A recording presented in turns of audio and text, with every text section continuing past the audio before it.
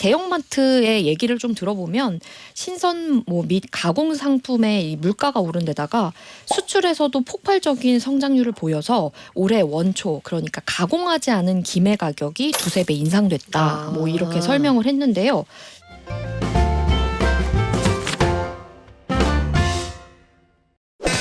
트렌드를 통해서 돈의 이면까지 들여다보는 맨손 경제 시간입니다. 국민일보 이광수, 머니투데이 조한송 기자 모셨습니다. 안녕하세요. 안녕하세요. 요즘에 사과 먹어본 지 저는 좀 됐어요. 두 분은 사과 자주 드세요? 저도 사과는 요즘 못 먹고 오히려 다른 과일들을 많이 그쵸. 먹게 되는 것 같아요. 맞습니다. 저도 구경도 못 해본 것 같아요. 사실 구경이라도 해봤으면. 구경도 못 해볼 정도? 네, 맞습니다. 제가 하나 사드릴게요. 감사합니다. 네. 아니 사과 우리 언제부터 사과를 이렇게 애지중지 사과 먹어봤니? 먹어본 지 얼마나 됐니? 지금 이런 민족이었냐고요. 근데 사과값이 진짜 많이 올라서 국민 과일 자리에서 사과가 내려왔다 이런 얘기가 있어요? 네, 맞습니다. 가장 많이 먹는 과일로 지금 우리가 생각하고 있는데 실제로 이제 대형마트 3사의 매출을 보니까 딸기가 가장 많이 팔린 것으로 지난해 집계됐습니다. 국산 과일, 수입 과일 통틀어서 연간 매출 1위에 올랐고요. 이마트 같은 경우에는 매출 1위 과일이 2020년도까지는 우리가 알고 있는 사과가 맞아요. 예, 그런데 2021년부터 이제 작년까지 3년 연속 딸기가 차지를 했습니다. 그리고 홈플러스에서도 연간 가장 많이 잘 팔린 과일이 2020년, 2021년에 또 이거 예상 밖으로 감귤이었어요. 감귤이었는데 2022년 그리고 지난해 딸기로 손바뀜이 됐고요.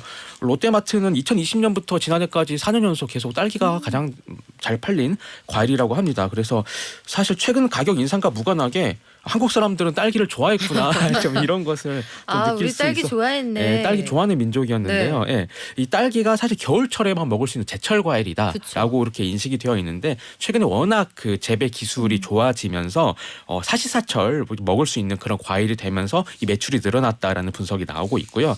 또 딸기 싫어하시는 분들도 계시겠지만 그래도 이 남녀노소 사실 잘 먹고 또 아이들이 좀 잘 먹잖아요. 그래서 이런 부분들이 있고요. 또 1인 가구분들은 또 이렇게 사과같이 이제 껍질을 이렇게 벗겨 먹는 이런 과일들 싫어하시는 분들도 계시는데 저도 그렇거든요. 그런데 이 딸기는 세척만 해서 먹을 수 있기 때문에 이 샐러드 그리고 간식용으로도 이렇게 잘 팔리면서 이 매출 1위에 오른 것으로 분석이 되고 있습니다. 그렇구나. 딸기 값도 많이 오르기는 했는데 그렇죠.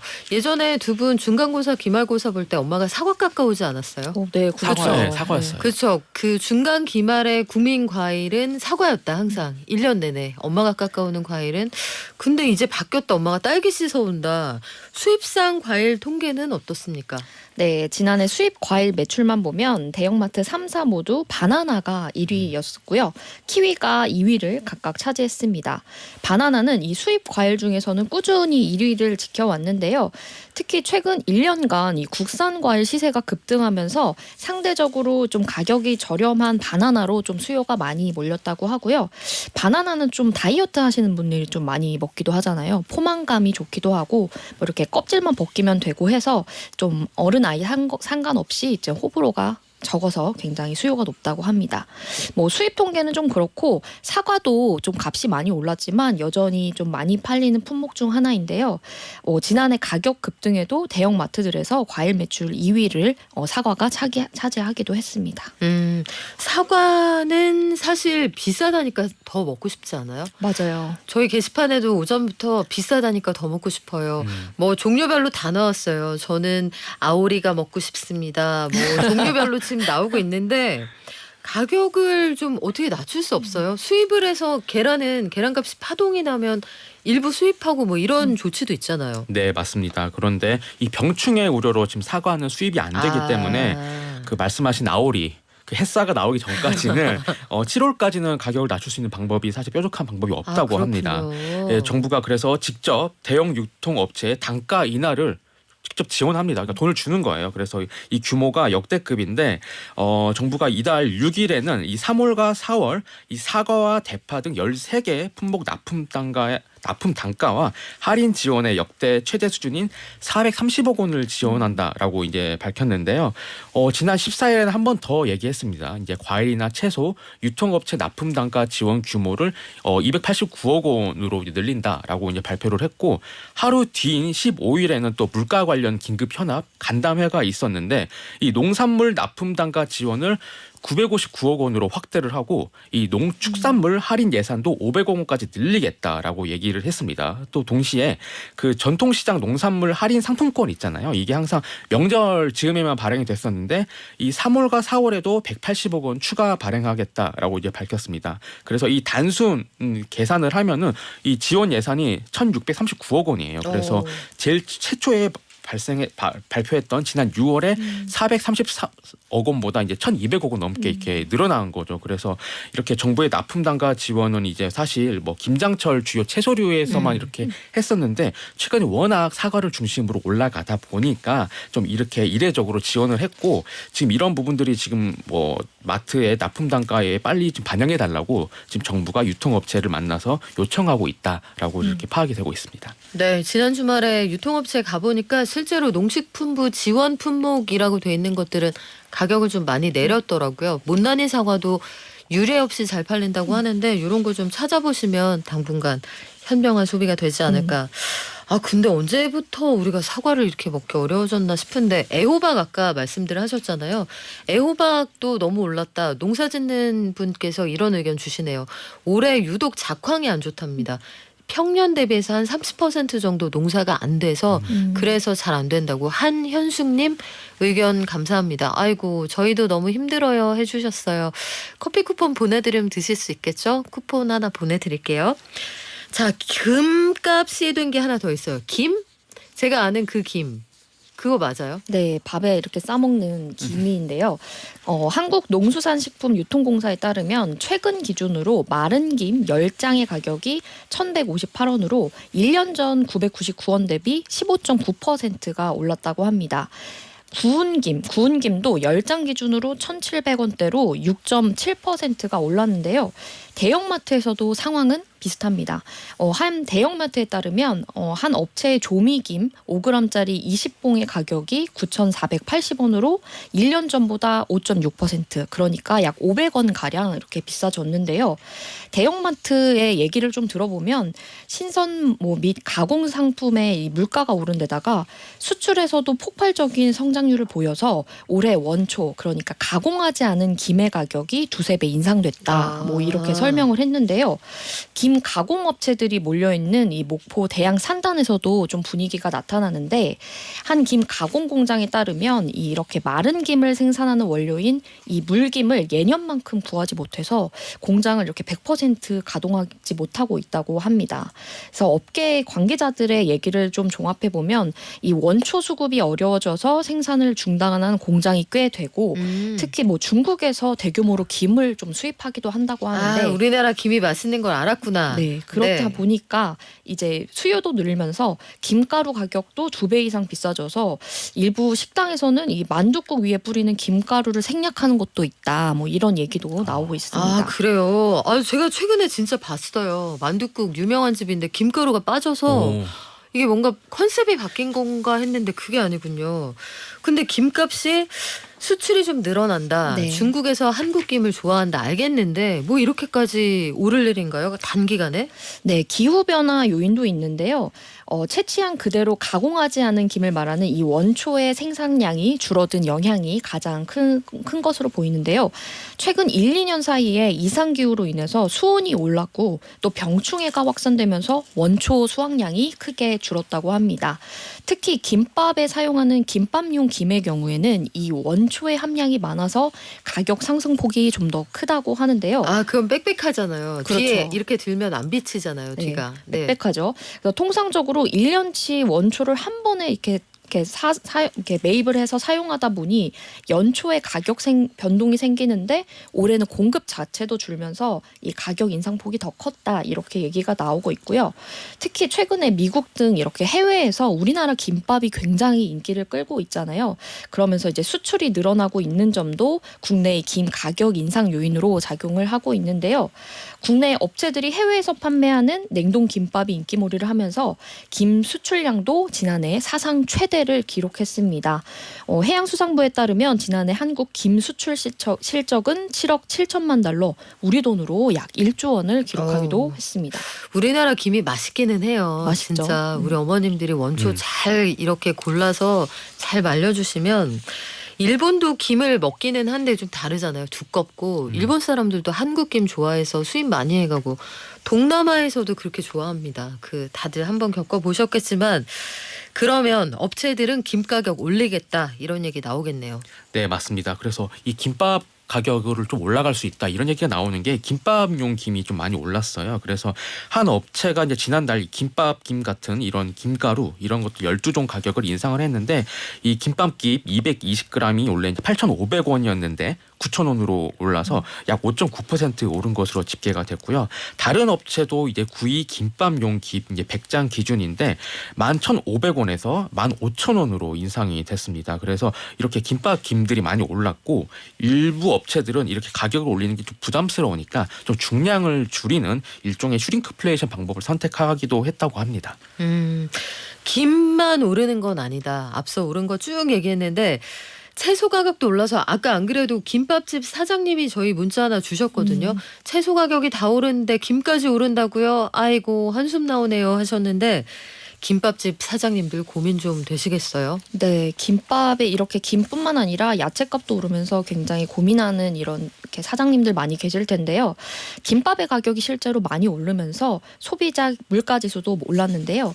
김밥은 2020년 코로나19 확산 당시 전년 대비 이 소비자 물가지수 상승률이 2.8%였는데 지난해 기준으로 8.6% 상승해서 최근 3년간 가장 높은 증가율을 보였고요. 또 작년 외식 물가 품목 중에서 피자, 햄버거 다음으로 가장 높은 상승률을 보인 메뉴이기도 합니다. 이렇다 보니 서울 기준으로 했을 때 김밥 한 줄 가격이 평균 가격이 3,323원 정도 됐거든요. 이보다 사실 더 비싼 집도 굉장히 많이 볼 수가 있고요. 이렇다 보니까 이 자영업자분들도 굉장히 고민을 많이 하시는 듯한데요. 가령 이렇게 3,000원대에 팔고 있는데 이제는 좀 4,000원까지 올려야 할 것 같다. 하지만 차마 올리지는 못하겠고 다른 메뉴 가격을 올려야 할까 이렇게 고민하는 분들이 좀 많은 것 같은데 최근에 편의점 등에서 이렇게 냉동 김밥도 많이 나오다 보니까 그래서 좀 더 이렇게 어려움을 겪으시는 이런 자영업자분들이 많을 것 같습니다. 1723님이 김밥집 하고 있어요. 모든 야채값 많이 올라서 작년에 김밥 가격을 500원씩 올렸더니 손님들에게 한마디씩 들었습니다. 그런데 이제 김 가격까지 오르니 저희 가게 어찌해야 할지 모든 자영업하는 분들 파이팅입니다 해주셨는데 힘내십시오. 김 가격까지 올라간다. 근데 이 와중에 중국의 플랫폼은 한국 시장을 공격적으로 공략하고 있다. 이 기자님, 네. 최근에 알리익스프레스나 테무, 쉬인 이런 거 이용하시는 분들이 많이 늘었습니다. 네. 그냥 경쟁력이 뭐예요? 물었을 때 싸요. 이 한마디로 말씀들을 하시던데 중국에서 직구하는 규모가 얼마나 늘었습니까? 네, 실제로 지난해 이제 중국에서 국내로 들어온 직구 규모가 전년 대비 70%나 늘어난 것으로 나타났습니다.